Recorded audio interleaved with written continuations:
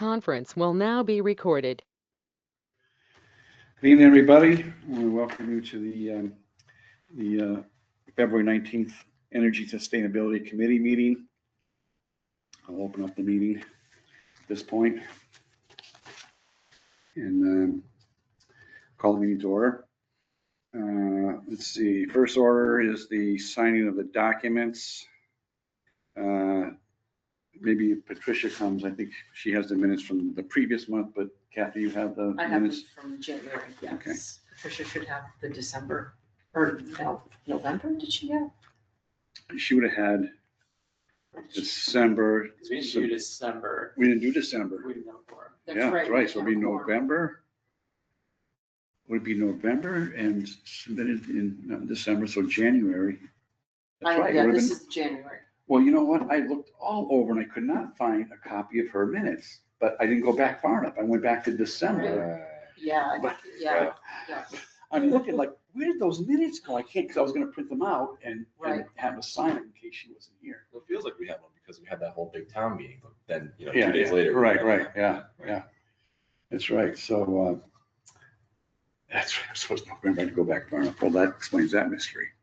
Okay, so we're gonna sign the January meeting minutes, and did everybody have a chance to review those? And I think I just had one small addition. I don't know if you made that or not. Yes, I Yeah. changed that. It Yeah. was But the- 6E, the Clean Energy Climate Yes, Action. just a Group. climate action group, so put that in there. Ma'am, I don't think you had maybe, I don't know if you want to, you probably want a distribution, just because, Oh, so, right. Actually, wait, I got an I think- email, the January minutes and events, this is from the Yes. 15th, I did Yep. get this email, Mhm. yes. Oh, good, okay. Yes. But you can't I really, can't sign them because I you was can't not- approve them, yeah, you Right. can't, or you. and I actually, I don't have your name on here, Yeah. so that's something Right. that has to be. Yeah, well, Okay. until you were actually here and sworn in, I wasn't sure. I checked with the clerk and she said, no, she was sworn in. No, So, I did, okay. yeah, I have my little card. Yeah, good, yeah, you went through all that, so we'll talk about that. Okay. So all in favor of approving the minutes as submitted, say aye. Aye. Good. Any opposed or any other comments to make before we sign? Good, I'll sign these then.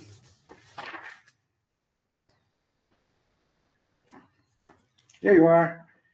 Hi, Patricia.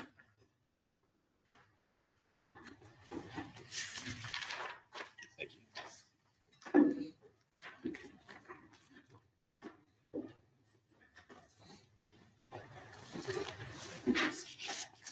Now, we were just going over the minutes. I'll stall for a little bit as you're getting ready, but did you bring the minutes from November at all? We never signed them. We never signed them. No. And I meant to email you and ask you to bring them. I was actually, we were just talking about, I was actually looking for them. I couldn't find them anywhere. I'm looking all over. And it's because it was in November. I was going back to December, so I didn't bring a copy either. If you don't, we'll sign the next meeting. Okay, and I know that we don't have to sign them. I asked it, when I dropped them off, and they said they just need them. They don't have to sign. Oh, okay.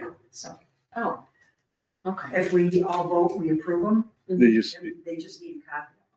okay. Oh, So this is So one- do That's we- what they told me. They don't have to be, Do- they said we if you don't want even- to, you can sign we it. don't even need this at the bottom? That's what they told me. Okay, I know, and Terry also said we could just submit an electronic, or the, Right. Yeah. so, Right. okay. All Well, right. we'll sign it anyway, As just, long as it's Yeah. been approved. Like it was Right, right. voted and approved. And well, that's why I thought the signatures were, or at least here, there's usually one that says, approved. I yeah, would think there would have to be someone's name there, but, okay, no. so I'll keep these and I'll just send her Yeah. the PDF. Okay. And I will print out the one from November. I think everybody, Well, well, I wasn't here in December when it was. We didn't have a, yeah. In fact, we didn't have a meeting in we didn't have a December. quorum, so. we Oh, didn't have yes. this.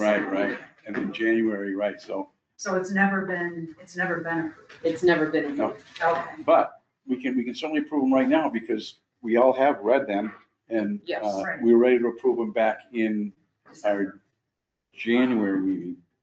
So all in favor of approving the minutes from November as they were submitted, say aye. Aye.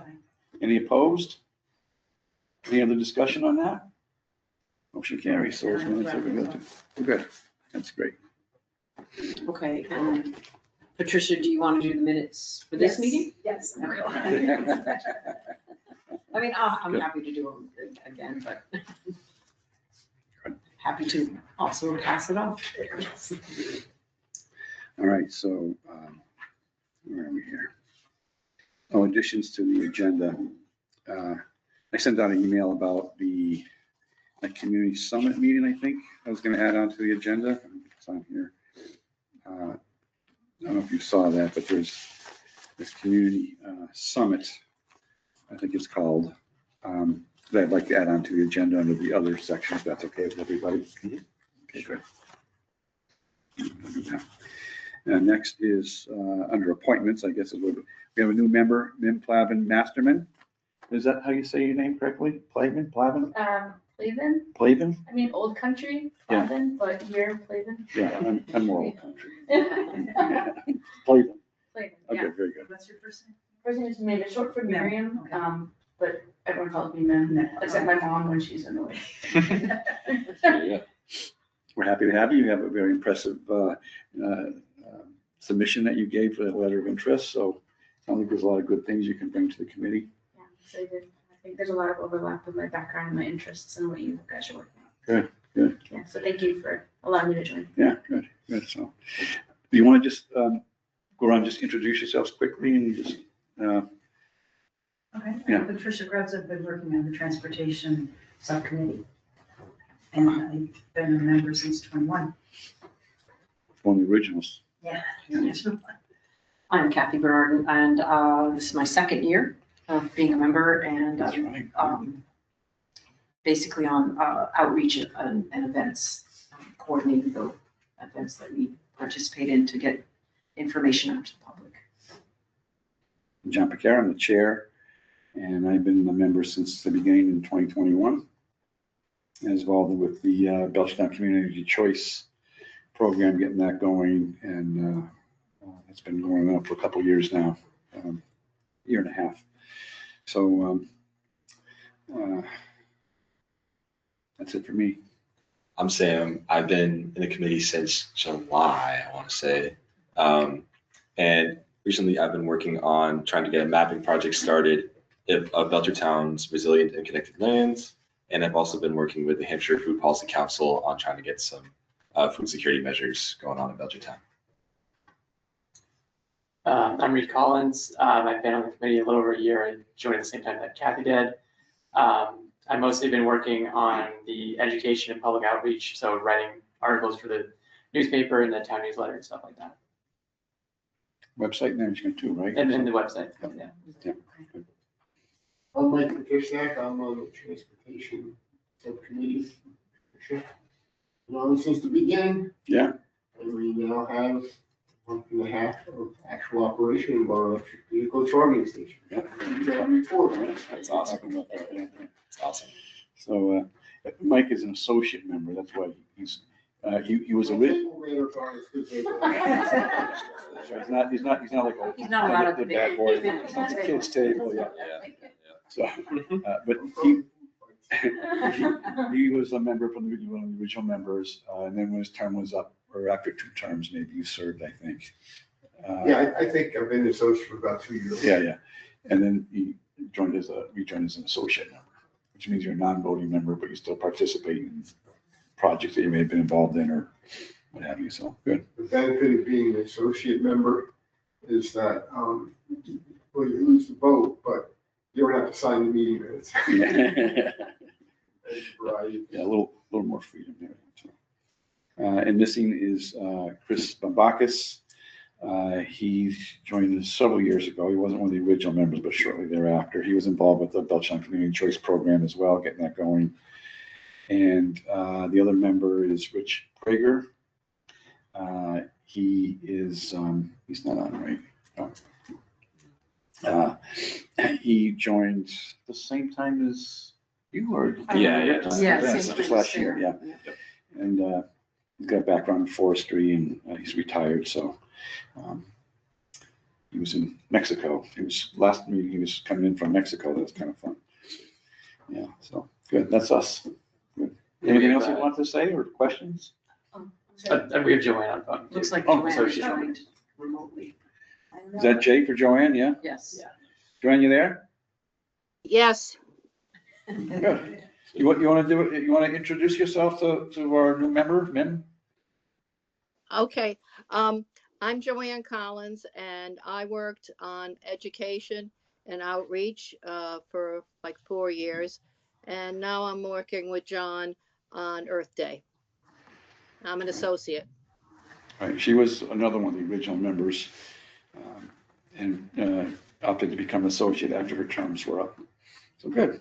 She was a great help in bringing her cars, for me to help test the Yeah, station. yeah.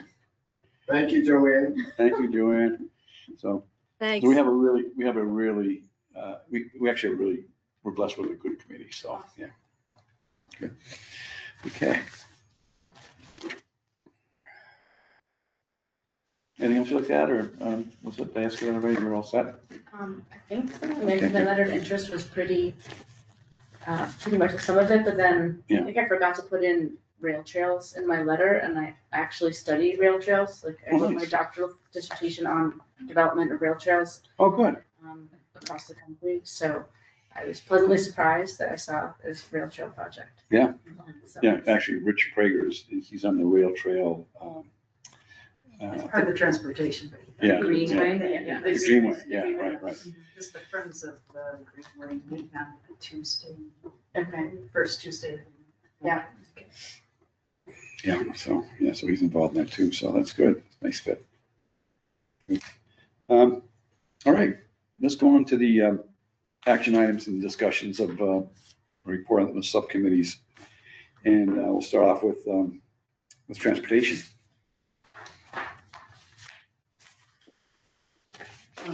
So I wasn't here at the January meeting, so I'm not sure what's everything that happened then, but I'll just give a quick review. In January, I put chargers on 2 public EV charger finder apps, PlugShare and ChargeHub. And then just this past Tuesday, I found my list of requirements for the reimbursement for the Mass EVIT contact form on the website. I don't remember where I got this list, but I learned that the AFDC, which is something that we need for the grant, what it stands for. And that's a federal program. And that is the Alternative Fuels Data Center Station Locator. Which is a federal site, which I had never heard of. But I submitted our station to that EV charger locator, and they have to verify that our charger is in fact real. And then we will put it up on that site. So that is pending, but we do have it on the other 2 sites. And I want to thank Reed for posting the public EV charging stations now live on the Belchertown website. Is that you? On the website. And it's on the town website. I don't If you think go I- to belchertown.org, Maybe And Kate then did that. and then you search EV chargers and it says Maybe Belchertown it was, live, and there's a whole article on the website. Okay. So I actually Yeah, used that for the AFDC. I referred them to our website. There you so go. that they need Perfect. Evidence. Evidence. Yeah. I referred them to belchertown.org and searched that, because that article's there. And then Mike is continuing to work with Steve and Linda to get the town reimbursed for the awarded grant. So that's, we've been spending a lot of time on that. one interesting thing is, there's half a dozen things where you have to say you've completed in order to get the money. And you figure whether you're actually going live, went live officially January 1st.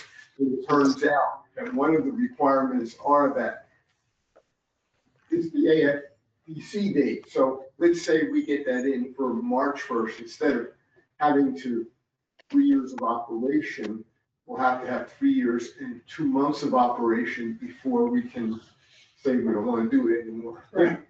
So it's from that federal.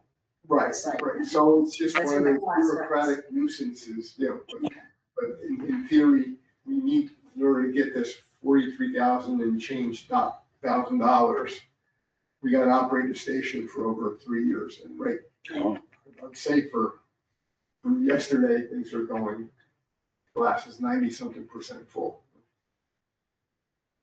I sent, are you done with your part? Yeah. Okay. So I sent it to you. I don't know if you sent it out to the group or not, but I wrote a January report, which basically amounts to, on February 1st, me getting up about 6 o'clock in the morning.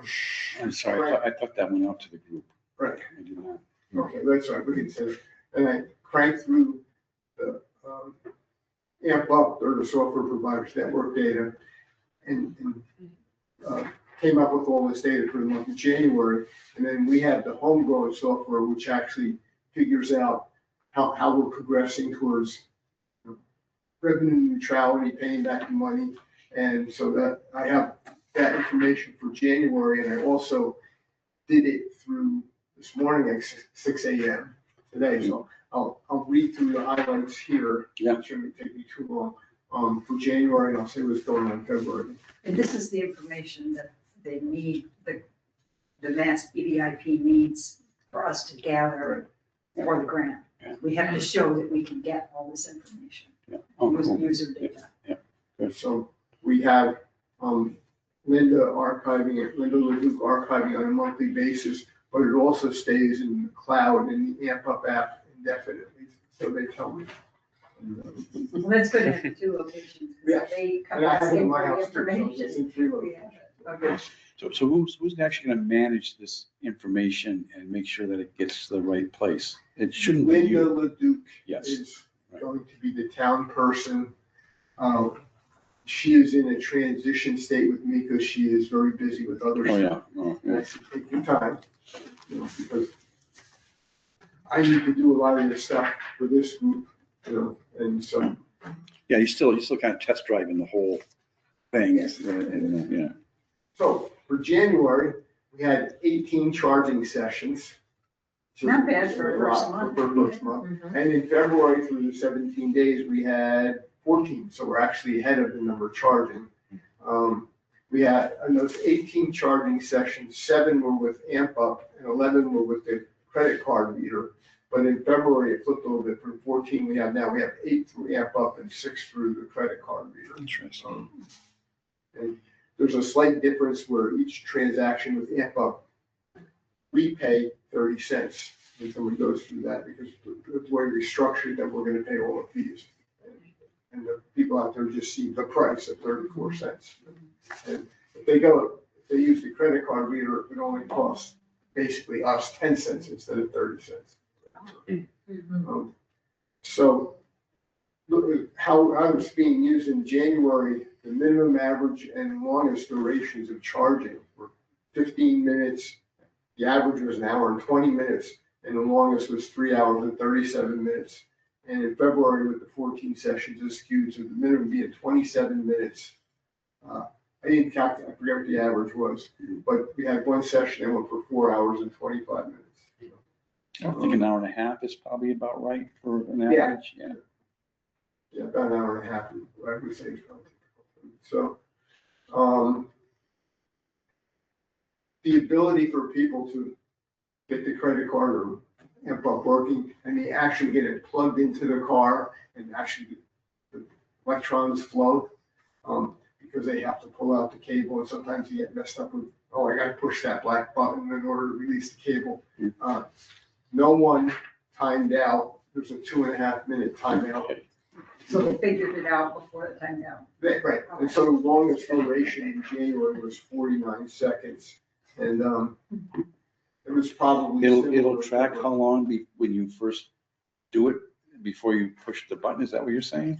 Or, Let's say you're using a credit card reader. Oh, The okay. credit card reader, you come in. all right, so that starts it. Right, so now, once it says payment accepted, Yeah. you have to go over, grab the handle. Yeah.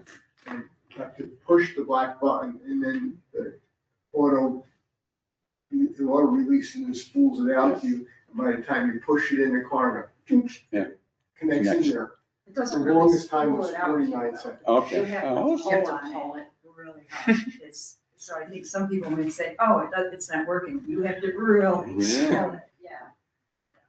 Well, if you hold the button, it will start.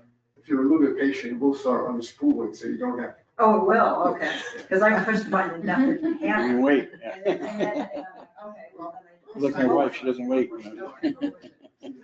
I'll see what happens. Yeah. So we have any, I don't have an EV, so I like to try it sometimes. When you guys go up there sometimes, reach out there. so in the month of January, there were 4 instances of an alert that means that something wasn't going right, and it's this mysterious thing called a charge pilot error. And then we've had 2 instances in February, and the person named Bridget had both instances, I suspect. Yeah. In talking through the amp up people and some of the people in, EVs, the manufacturer, EVSE LLC.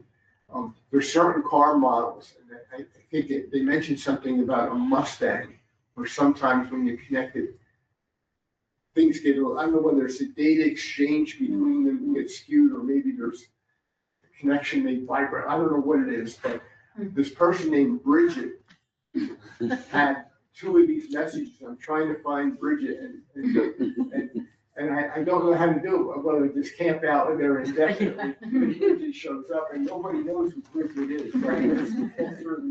But except I'm suspect, and I did see a Mustang there one time that was charging. Yeah.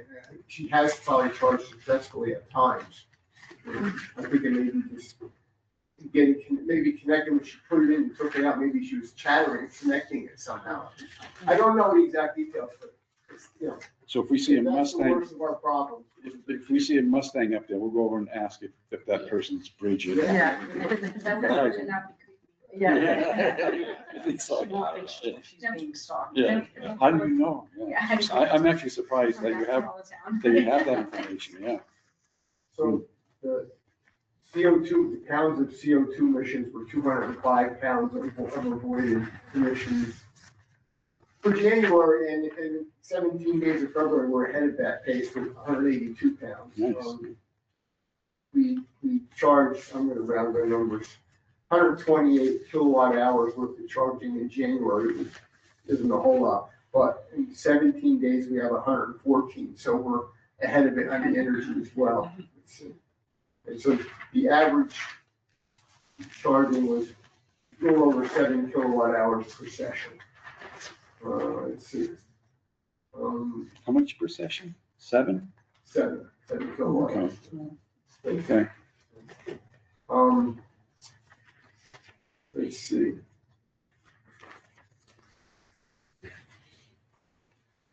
The drivers paid $36.28, right?